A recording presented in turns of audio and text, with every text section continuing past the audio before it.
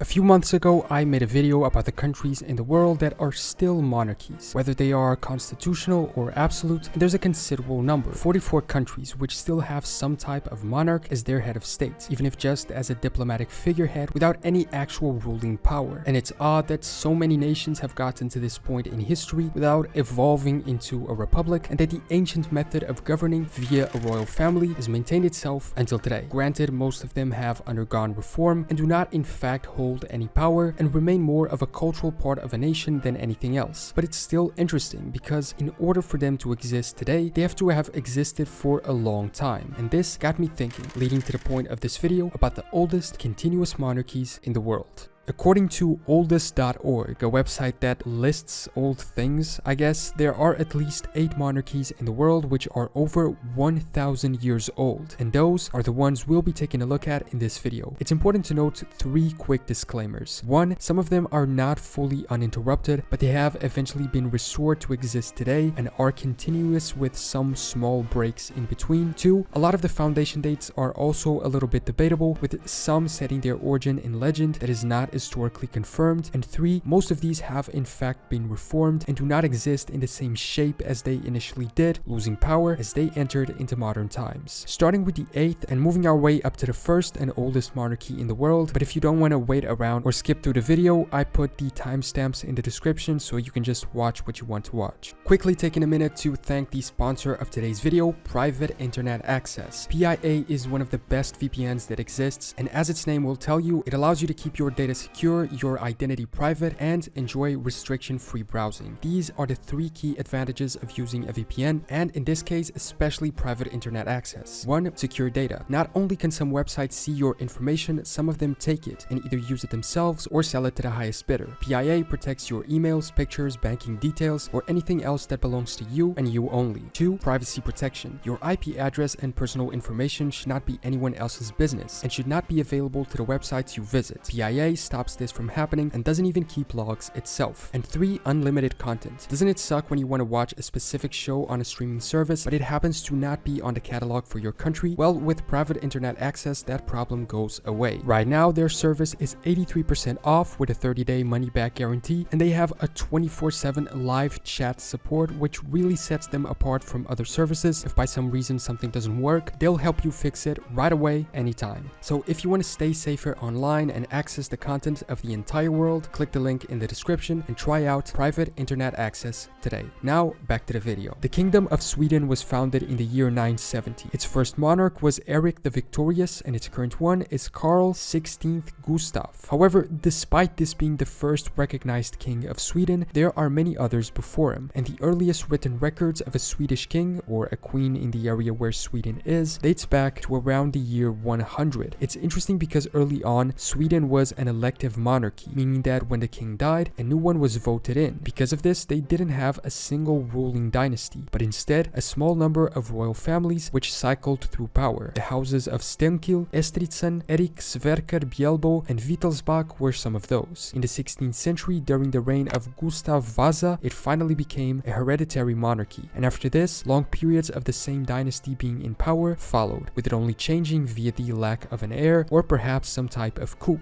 The house of Vasa, Wittelsbach again, Oldenburg, until the current house of Bernadotte, which holds power since 1818. And the reason why they managed to stay a monarchy for so long was because they adapted, or rather were forced to adapt. In 1809, a document called the Instrument of Government was adopted, which put an end to the absolute monarchy and created a constitutional one. The law came about after the disastrous outcome of the Finnish War, which led Swedish nobles and parts of the army to revolt, forcing the king to abdicate and his successor to accept a reduction of power. The Kingdom of Denmark is next, having been founded in the year 935, also over 1,000 years ago, with its first king being Gorm the Old, and the present one being Margaret II. Although there are also kings in the region before Denmark called itself Denmark. Some records point to King Gudfred in the year 804, already ruling all the major provinces of medieval Denmark. Similarly to Sweden, it was initially an elective monarchy. Technically, the king's son was almost always the one who was selected as the heir, and this is visible in the fact that dynasties or houses held power for a long time, keeping in mind that it officially became hereditary in the 17th century during the reign of Frederick III. The House of Gorm ruled from 936 to 1042, the House of Estritzen until 1375, then there were a bunch of different ones in between, until the long-lasting House of Oldenburg, which ruled from 1448 to 1863, and finally the House of Schleswig-Holstein, Sonderburg-Glücksburg until today. By the way guys, way to go on choosing a really simple dynasty name. A transition into constitutional monarchy took place in 1849 with the writing of the first democratic constitution, replacing the old absolutist one, again surviving through adaptation. Denmark arguably has the oldest continuous flag in the world, so it makes sense it would also be on this list of the oldest continuous monarchies. Completing the Scandinavian trifecta, the Kingdom of Norway, which was founded in the year 885 by King Harald Fairhair, currently ruled by King Harald V.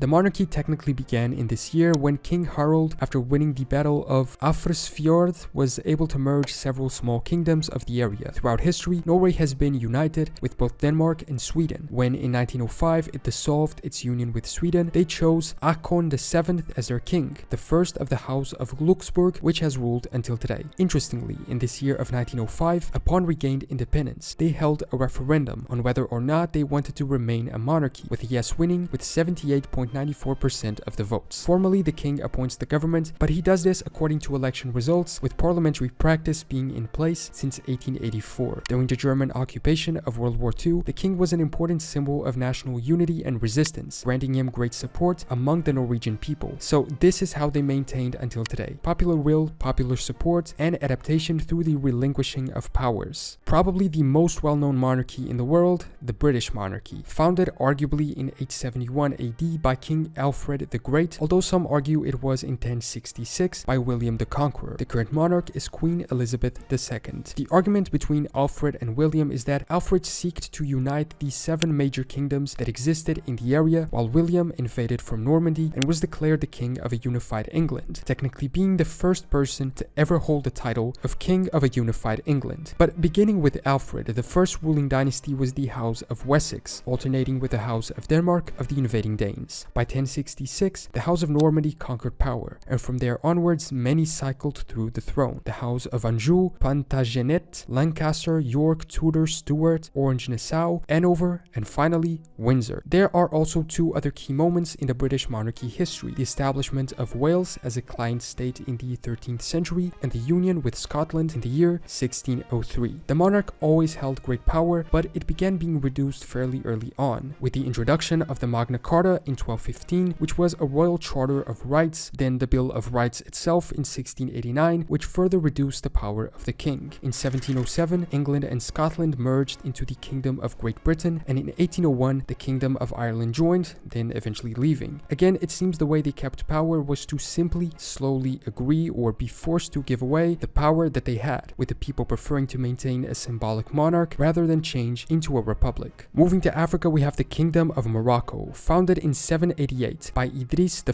and currently ruled by Mohammed VI.